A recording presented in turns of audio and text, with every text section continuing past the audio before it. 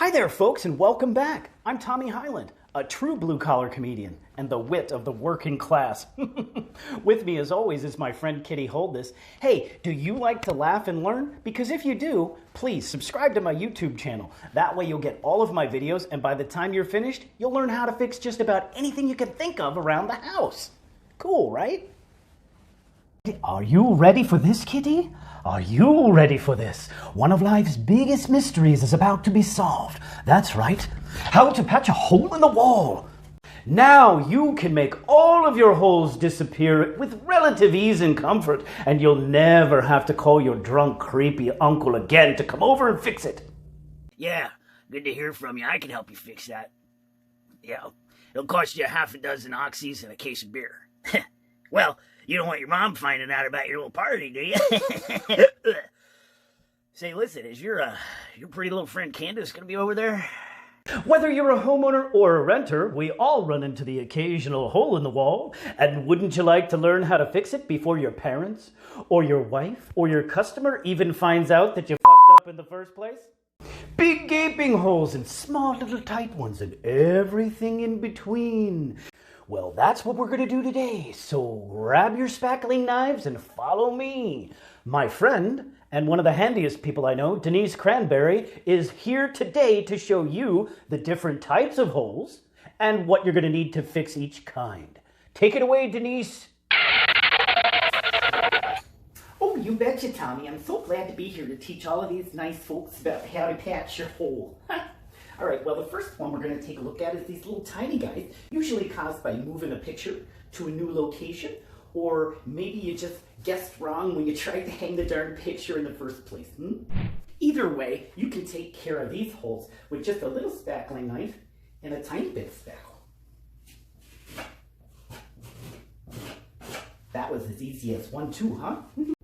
Okay, well, the next type of hole ranges from about the size of a nickel all the way up to the size of a pickle. Well, at least now that's how I always remembered it. That's funny, I didn't put that duct tape there. That's kind of weird. Makes you wonder what's on the other side, especially since it's so low. Oh my goodness, glory me. I wouldn't look back there, and I sure as heck wouldn't shine a black light anywhere near that hole. I gotta go to church, by the way. Anyhow, for this size hole, you need a medium-sized spackle knife and some self-adhesive joint mesh tape. You just take a little bit of that tape and you run it over the hole, cut it off with your knife, and now that gives you the strength that you need to hold the spackle in place inside the hole while it's drying. You betcha. And this size hole is typically caused on accident, you know, when you're moving something heavy around the house, like a couch or a kitchen table, or even a dead body. Now we just gotta get her all the way into the van. I got the van parked out back. Come on, let's get her down the stairs here. Oh, jeez. I can patch that. Okay, now the next size hole I'm going to show you is probably the most common size there is, and coincidentally, about the size of a fist, huh? Usually the fist of an angry teenager, but sometimes maybe a parent who hit the wall instead of the teenager. Either way, everybody runs into this. If you've got teenagers here at Highland Innovations, we don't judge. We just help you learn how to fix things real good. So for this type of hole, you want to get something that they call a wall repair patch. Sometimes it's called the wallboard patch. They come about this size. They make the little smaller ones, but the smaller ones are expensive, and I just cut them with scissors. We'll end up using the whole patch for this one. And look at that. It's just mesh and a little bit of metal for strength. Boom, ready for spackle. Well, all right, that brings us to the last size hole, which is called the big gaping hole. Would you look at the size of that? That's a big one. You know, that reminds me, I've known a few gals in my time that, with that, I'm getting to this signal. That means I should tell that story maybe another time. Anywho, all right, so for this size hole, write this down. Here's what you're going to need. You're going to need a piece of drywall. This is a 2-foot by 2-foot piece that you can buy at the store. If you have an extra 10 minutes, I highly recommend just buying a full sheet and cutting it up in the parking lot if your car's too small. You're going to need some furring strips to put behind the drywall. You're going to need that spackle knife and some mesh tape. And then you're going to need a drywall saw and a nice, sharp utility knife. Oh, and a pencil. Okay, this size hole's usually made on purpose, typically because you need to get back behind the wall and work. Maybe you got to replace the plumbing valve or fish some new electrical wire. Either way, I can tell that this hole was probably made by an electrician. Otherwise, it would look nice if I made it.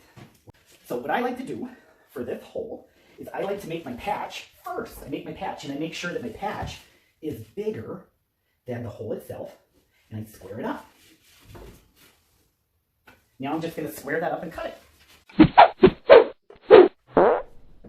Maybe you can't tell a joke, but when your stuff gets broke, what do? You give Tommy a call, whether it's large or small. There's no project he can't see through. Let's laugh and learn from this handyman, with Kitty hold this by his side, fixing stuff in a serious way with a not so serious guy.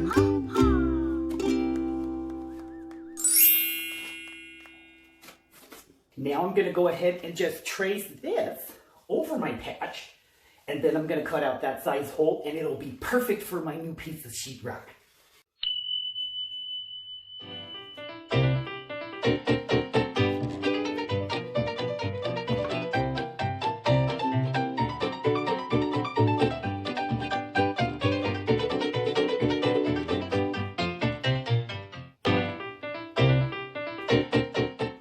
Okay, now that I got my hole all cut out, I need a way to hold it in place. So I'm just using some scrap lumber. I'm going to throw a couple screws in it.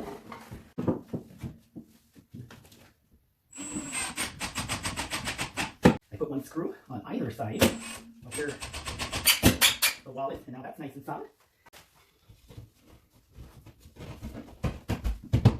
Basically, all you need is a way to hold it in place while everything dries. Always make sure that your screws sit a little bit below the paper,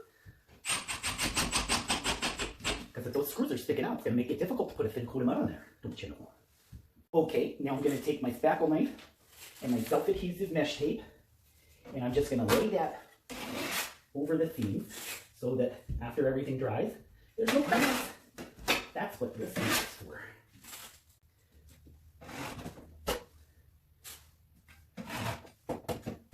We've got all of our holes ready for spackle, or joint compound, or mud, or whatever you want to call it. It's all basically the same stuff. Okay, Tommy, everything's all ready for you to put a coat of spackle on here. But you better hurry up before that pretty little wife of yours comes home and finds out that you've been beating the living tar out of your own house in the name of DIY education. Okay, see you later, Tom. All right, you betcha, Denise. We're on it. All right, we're almost out of time. Denise Cranberry, ladies and gentlemen, thanks for all of that holy advice. Thanks for the reminder about my wife. We're almost out of time, so we're just going to have to take it up a notch and double time this whole next phase. Okay, well, Denise has gotten all of the prep work done for us, which is fantastic. All we need to do right now is get our first coat of mud. So I'm going to need a tub of spackle, joint compound in this case. I'm going to take my smaller size knife and use that to scoop some of this here mud into my truck. Then I'm going to use my medium large size knife to get mud onto these cracks.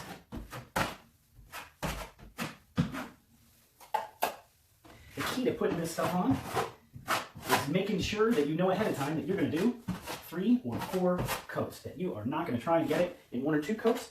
You got to let this stuff dry for several hours, maybe even overnight.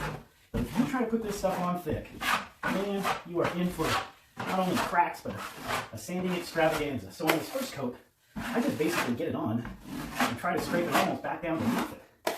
The thing that I always keep in mind is if I was going to put a pair of pantyhose on the wall, that's about how thin I want my mud to end up, about the size of a pair of pantyhose.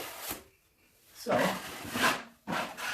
that's our first coat. That's it. Doesn't need to be perfect, because I'm going to show you some tricks for what you want to do between coats. Be back when this is all dry. Folks, if you like laughing and learning along with America's funniest handyman, go ahead and subscribe to the YouTube channel. That way you'll get all of the videos as soon as they come out. And before you know it, you'll know how to fix every darn thing in the house. Okay, folks, the first coat is dry, and this is a great time to take your broad knife, which we're going to be using for our next 2 or 3 coats, and we're going to use that broad knife to do what I call knocking down the ridges. That is, we're knocking down the ridges that we left behind on the last coat that we did.